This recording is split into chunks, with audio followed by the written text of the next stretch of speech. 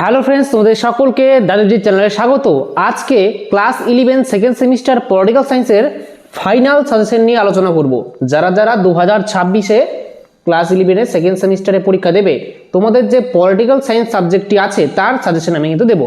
কারণ আমি political science পড়াই, এই ইউটিউব চ্যানেলে আমি ক্লাস 11-12-এর পলিটিক্যাল সায়েন্স সাবজেক্টটি কিন্তু পড়াই।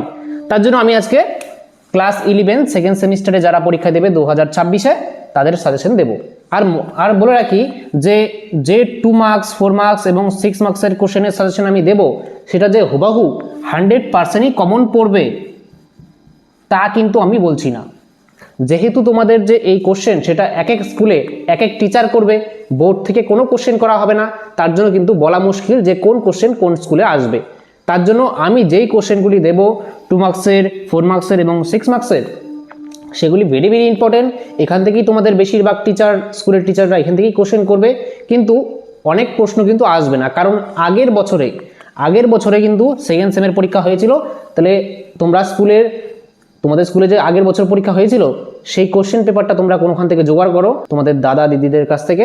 তাহলে সেই কোশ্চেনে দেখো পলিটিক্যাল সায়েন্সে কোন কোন কোশ্চেন আগের বছর এসেছিল, তাহলে সেই প্রশ্নগুলি বাদ দিয়ে তোমরা বাকিগুলি পড়তে পারো এখান থেকে, ঠিক আছে। আর তোমাদের স্কুলের টিচার যেই প্রশ্নগুলি বেশি আর কি গুরুত্ব দিয়ে পড়তে বলেছে সেগুলি বেশি গুরুত্ব দিয়ে পড়বে, কারণ তোমাদের স্কুলের টিচারই প্রশ্ন করবে, তাহলে সেগুলি কিন্তু জোর দিয়ে পড়বে। বোঝা গেল? তাহলে তোমরা ফাইনাল সাজেশনটা দেখে নাও। তাহলে তোমরা স্ক্রিনের মধ্যে দেখতে পাচ্ছ যে class 11 second semester political science final suggestion 2026। দেখো 2 মার্কসের কোশ্চেন তোমাদের কোন কোন অধ্যায় থেকে থাকবে। প্রথম অধ্যায়, দ্বিতীয় অধ্যায়, তৃতীয়, পঞ্চম এবং ষষ্ঠ অধ্যায়। টোটাল এই 5টি অধ্যায় থেকে তোমাদের কিন্তু 2 মার্কসের কোশ্চেন করতে হবে, আর 5টি কোশ্চেনই তোমাদের পরীক্ষায় অ্যাটেন্ড করতে হবে। তাহলে দেখো প্রথম অধ্যায় থেকে কোন কোন 2 মার্কসের কোশ্চেন তোমরা পড়বে। ফার্স্ট হচ্ছে আইন বলতে কী বোঝায়, জাতীয় আইন বলতে কী বোঝায়, আন্তর্জাতিক আইন বলতে কী বোঝায়, তারপরে পৌর স্বাধীনতা বলতে কী বোঝায়, রাজনৈতিক স্বাধীনতা বলতে কী বোঝায়, তারপরে দেখো সাম্য বলতে কী বোঝায়, লিঙ্গ সমতা বলতে কী বোঝায়, ন্যায় বলতে কী বোঝায়, ক্ষমতা স্বতন্ত্রীকরণ নীতি বলতে কী বোঝায়, ক্ষমতা স্বতন্ত্রীকরণ নীতির প্রবর্তক কে, তিনি কোন গ্রন্থে এই নীতির কথা উল্লেখ করেন। তারপরে প্রশ্ন দেখো যে ক্ষমতা স্বতন্ত্রীকরণের মূল নীতিগুলি লেখো। তাহলে এই সমস্ত 2 মার্কসের কোশ্চেন তোমরা পড়বে, ঠিক আছে। এবার দেখো যে দ্বিতীয় অধ্যায় থেকে কোন কোন 2 মার্কসের কোশ্চেন তোমরা পড়বে। ফার্স্ট হচ্ছে জনসমাজ বলতে কী বোঝায়, জাতীয় জনসমাজ বলতে কী বোঝায়, জাতি বলতে কী বোঝায়, তারপরে জাতি প্রসঙ্গে রবীন্দ্রনাথ ঠাকুরের বক্তব্য কী লেখো, এটা আসতে পারে। তারপরে লর্ড ব্রাইসের প্রদত্ত জাতির সংজ্ঞা দাও, স্টালিনের প্রদত্ত জাতির সংজ্ঞা দাও, তারপরে জাতি ও রাষ্ট্রের মধ্যে পার্থক্য লেখো, তারপরে জাতীয়তাবাদ কী আর জাতির আত্মনিয়ন্ত্রণের অধিকার বলতে কী বোঝায়। এবার দেখো তৃতীয় অধ্যায় থেকে কোন কোন 2 মার্কসের কোশ্চেন তোমরা পড়বে। ফার্স্ট হচ্ছে গণতন্ত্র কাকে বলে, আব্রাহাম লিঙ্কনের প্রদত্ত গণতন্ত্রের সংজ্ঞা দাও, তারপরে প্রত্যক্ষ গণতন্ত্র কাকে বলে, পরোক্ষ গণতন্ত্র কাকে বলে, তারপরে প্রত্যক্ষ গণতন্ত্র বিলুপ্তির 2টি কারণ লেখো, কর্তৃত্ববাদ কাকে বলে, সর্বাত্মকবাদের সংজ্ঞা দাও, আর কর্তৃত্ববাদ এবং সর্বাত্মকবাদের মধ্যে পার্থক্য লেখো। এবার দেখো পঞ্চম অধ্যায় থেকে কোন কোন আর কি 2 মার্কসের কোশ্চেন তোমরা পড়বে। ফার্স্ট হচ্ছে মৌলিক অধিকার বলতে কী বোঝায়, ভারতের সংবিধানের কোন অংশে মৌলিক অধিকারগুলি লিপিবদ্ধ রয়েছে। তারপরে দেখো মৌলিক অধিকার ও সাধারণ অধিকারের মধ্যে 2টি পার্থক্য লেখো। তারপরে আইনের দৃষ্টিতে সমতা বলতে কী বোঝায়, বর্তমানে ভারতের সংবিধানে কয় প্রকার মৌলিক অধিকার রয়েছে এবং কি কি। তারপরে আইন নির্দিষ্ট পদ্ধতি বলতে কী বোঝায়, সবগুলি কিন্তু ইম্পর্টেন্ট, ঠিক আছে। নেক্সট বন্দি প্রত্যক্ষীকরণ বলতে কী বোঝায়, সুপ্রিম কোর্ট কত নং ধারা অনুযায়ী লেখো জারি করতে পারে, আর সুপ্রিম কোর্ট কত প্রকার লেখো জারি করতে পারে এবং সেগুলি কি কি। তারপরে রাষ্ট্র পরিচালনার নির্দেশমূলক নীতি বলতে কী বোঝায়, আর সংবিধানের কোন অংশে নির্দেশমূলক নীতি লিপিবদ্ধ রয়েছে। তারপরে ভারতের সংবিধানে বর্ণিত মৌলিক কর্তব্যের সংখ্যা কত, আর শেষে সংযোজিত মৌলিক কর্তব্যটি উল্লেখ করো। তোমরা জানো যে মৌলিক কর্তব্য টোটাল 11টি আছে, তাহলে 11তম মৌলিক কর্তব্য কোনটি সেটা লিখতে বলা হয়েছে। তারপরে ভারতের সংবিধানের কোন অংশে মৌলিক কর্তব্যের উল্লেখ রয়েছে, 2টি মৌলিক কর্তব্যের উল্লেখ করো। নেক্সট মৌলিক অধিকারগুলি স্থিতিশীল কিন্তু নির্দেশমূলক নীতিগুলি গতিশীল কেন, এটা আসতে পারে। এবার দেখো যে ষষ্ঠ অধ্যায় থেকে কোন কোন 2 মার্কসের কোশ্চেন তোমরা পড়বে। ফার্স্ট হচ্ছে নির্বাচন বলতে কী বোঝায়, first past the post system বলতে কি বোঝায়, বা এফপিটিপি পদ্ধতি কি, ঠিক আছে। এই এফপিটিপি পদ্ধতি এর ফুল ফর্মই কিন্তু first past the post system. Next দেখো যে ভারতের নির্বাচন ব্যবস্থায় কোন কোন ক্ষেত্রে এফপিটিপি পদ্ধতি চালু আছে, ঠিক আছে। আমি কিন্তু এই যে তোমাদের সেকেন্ড সেমিস্টারের সবগুলি অধ্যায় অর্থাৎ প্রথম থেকে ষষ্ঠ অধ্যায়ের সবগুলি ক্লাস কিন্তু করিয়েছি, সম্পূর্ণ সিলেবাসের ক্লাস করানো হয়েছে। তোমরা যদি এখনও না দেখে থাকো প্লেলিস্টে গিয়ে দেখতে পারো, সমস্ত ক্লাস কিন্তু করানো হয়েছে, ঠিক আছে। নেক্সট কোশ্চেন দেখো যে লোকসভা ও রাজ্য বিধানসভার সদস্যরা কোন পদ্ধতিতে নির্বাচিত হন, তারপর রাষ্ট্রপতি, উপরাষ্ট্রপতি, রাজ্যসভা ও বিধান পরিষদের সদস্যরা কোন পদ্ধতিতে নির্বাচিত হয়ে থাকেন, তারপরে সমানুপাতিক প্রতিনিধিত্ব বলতে কী বোঝায়, এফপিটিপি পদ্ধতি ও পিআর পদ্ধতির মধ্যে দুটি পার্থক্য লেখো। এখানে এফপিটিপি মানে first past the post system, আর এখানে পিআর অর্থাৎ প্রপোর্শনাল রিপ্রেজেন্টেশন, ঠিক আছে। নেক্সট দেখো যে ভারতের মুখ্য নির্বাচন কমিশনারকে কিভাবে অপসারিত করা যায়, তারপরে নির্বাচন কমিশনের দুটি ত্রুটি উল্লেখ করো, তারপরে সংবিধানের কত নং ধারায় নির্বাচন কমিশনের গঠন সম্পর্কে আলোচনা করা হয়েছে, আর বর্তমানে কজন নির্বাচন কমিশনার নিয়ে নির্বাচন কমিশন গঠিত হয়। নেক্সট যে ভারতের মুখ্য নির্বাচন কমিশনার ও অন্যান্য নির্বাচন কমিশনারদের কে নিয়োগ করেন, আর নির্বাচন কমিশনের সদস্যদের কার্যকালের মেয়াদ কত বছর। নেক্সট ভারতের প্রথম মুখ্য নির্বাচন কমিশনারের নাম কি, আর বর্তমানে, ঠিক আছে, ভারতের বর্তমান মুখ্য নির্বাচন কমিশনারের নাম কি। এবার 2 মার্কসের শেষ। এবার দেখো 4 মার্কসের কোন কোন কোশ্চেন তোমরা পড়বে। আর 4 মার্কসের কোশ্চেন তোমাদের 3টি অধ্যায় থেকে থাকবে, দ্বিতীয়, পঞ্চম আর ষষ্ঠ।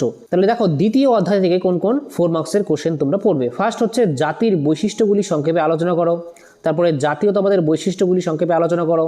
নেক্সট জাতীয়তাবাদের পক্ষে যুক্তিগুলি আলোচনা করো, জাতীয়তাবাদের বিপক্ষে যুক্তিগুলি আলোচনা করো, তারপরে জাতীয় জনসমাজের বাহ্যিক উপাদান সম্পর্কে সংক্ষিপ্ত আলোচনা করো, আর জাতির আত্মনিয়ন্ত্রণের অধিকারের পক্ষে যুক্তিগুলো সংক্ষেপে আলোচনা করো, তারপরে জাতির আত্মনিয়ন্ত্রণের অধিকারের বিপক্ষে যুক্তিগুলো সংক্ষেপে আলোচনা করো। এগুলি কিন্তু আসতে পারে, ইম্পর্টেন্ট। নেক্সট প্রশ্ন দেখো যে জাতীয়তাবাদ সম্পর্কে রবীন্দ্রনাথ ঠাকুরের ধ্যান ধারণা সংক্ষেপে বিশ্লেষণ করো, ভেরি ভেরি ইম্পর্টেন্ট, ঠিক আছে। এবার দেখো যে পঞ্চম অধ্যায় থেকে কোন কোন 4 মার্কসের কোশ্চেন তোমরা পড়বে। ফার্স্ট হচ্ছে ভারতের সংবিধানে উল্লিখিত মৌলিক অধিকারের বৈশিষ্ট্যগুলি সংক্ষেপে লেখো। নেক্সট ভারতের সংবিধানে মৌলিক অধিকার লিপিবদ্ধ করার প্রয়োজনীয়তা কি, ইম্পর্টেন্ট, ভেরি ভেরি।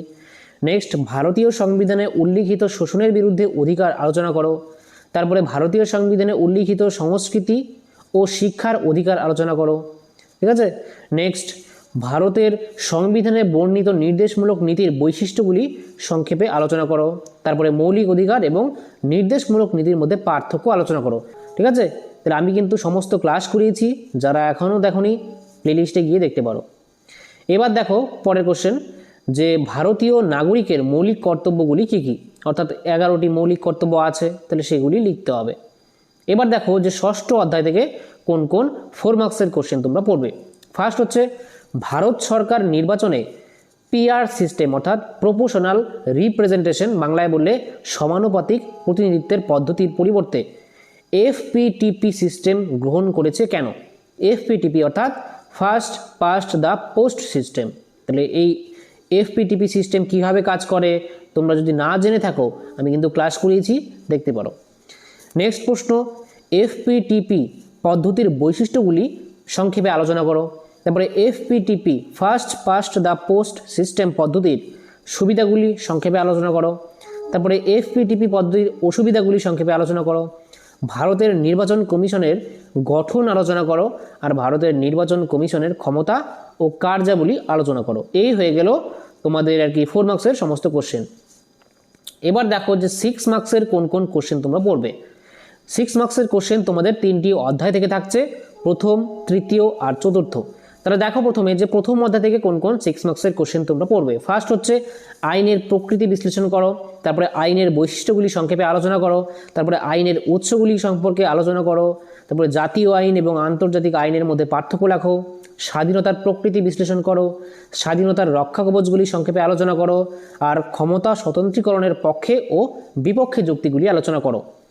এবার দেখো যে তৃতীয় অধ্যায় থেকে কোন কোন 6 মার্কসের কোশ্চেন তোমরা পড়বে। ফার্স্ট হচ্ছে গণতন্ত্রের বৈশিষ্ট্যগুলি সংক্ষেপে আলোচনা করো।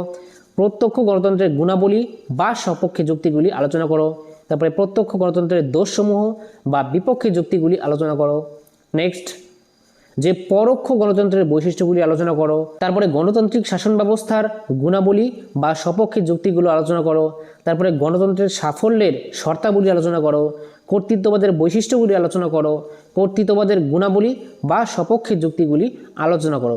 এখন তোমরা বলবে অনেক কোশ্চেন দিলাম আমি, তাহলে আমি আগে থেকেই বলছি যে যেহেতু তোমাদের কোশ্চেন তোমাদের স্কুল থেকে করবে, স্কুল টিচাররা, তাই আমি বলতে পারছি না যে কোন কোশ্চেন তোমাদের স্কুল টিচার করবে। অনেক কোশ্চেন আছে, তাহলে তোমাদের উপর এই দায়িত্ব যে তোমরা বিগত বছরের আর কি প্রশ্নটা দেখবে, প্রশ্নতে কি কি এসেছিল সেটা বাদ দিয়ে বাকিগুলি পড়বে। তাছাড়াও তোমাদের শিক্ষকরা যেই সমস্ত প্রশ্ন বেশি জোর দিয়ে পড়তে বলেছে সেগুলি পড়বে, ঠিক আছে। নেক্সট প্রশ্ন দেখো যে কর্তৃত্ববাদের দোষসমূহ বা বিপক্ষে যুক্তিগুলি আলোচনা করো। তারপরে গণতন্ত্র এবং কর্তৃত্ববাদের মধ্যে পার্থক্য আলোচনা করো। সর্বাত্মকবাদের বৈশিষ্ট্যগুলি সংক্ষেপে আলোচনা করো। এবার পরে কোশ্চেন দেখো যে সর্বাত্মকবাদের গুণাবলী বা সপক্ষে যুক্তিগুলি সংক্ষেপে আলোচনা করো। তারপরে সর্বাত্মকবাদের দোষসমূহ বা বিপক্ষে যুক্তিগুলি সংক্ষেপে আলোচনা করো। এবার দেখো যে চতুর্থ অধ্যায় থেকে কোন কোন 6 মার্কসের কোশ্চেন তোমরা পড়বে। ফার্স্ট হচ্ছে গান্ধীজির সত্যাগ্রহ সম্পর্কিত ধারণাটি ব্যাখ্যা করো। নেক্সট অহিংস সম্পর্কে গান্ধীজির ধারণা আলোচনা করো। তারপরে গান্ধীজির অথি ব্যবস্থার উপর একটি টিকা লেখো। বিবেকানন্দের সামাজিক রাজনৈতিক সংস্কার বিশ্লেষণ করো। তারপরে স্বাধীনতা প্রসঙ্গে নেতাজি সুভাষচন্দ্র বসুর ধারণা আলোচনা করো। জাতীয়তাবাদ সম্পর্কে সুভাষচন্দ্র বসুর ধারণা আলোচনা করো। স্বাধীনতা সম্পর্কে মৌলানা আবুল কালাম আজাদের ধারণা আলোচনা করো। তোমরা জানো যে ভারতের প্রথম শিক্ষামন্ত্রী ছিল মৌলানা আবুল কালাম আজাদ, তার যে স্বাধীনতা সম্পর্কে ধারণা সেটা আসতে পারে। তারপরে শিক্ষা প্রসঙ্গে মৌলানা আবুল কালাম আজাদের ধারণা আলোচনা করো। তাহলে এই হয়ে গেল তোমাদের সমস্ত কোশ্চেন আলোচনা, ঠিক আছে। তাহলে এই যে আমি সাজেশনগুলি দিলাম, তাহলে তোমরা কিন্তু এগুলি রেডি করে রাখবে, ভেরি ভেরি ইম্পর্টেন্ট, বোঝা গেল। তাহলে তোমাদের সেকেন্ড সেমিস্টারের পরীক্ষা অবশ্যই ভালো হবে, তোমরা ভালো করে মন দিয়ে পড়তে থাকো, ঠিক আছে।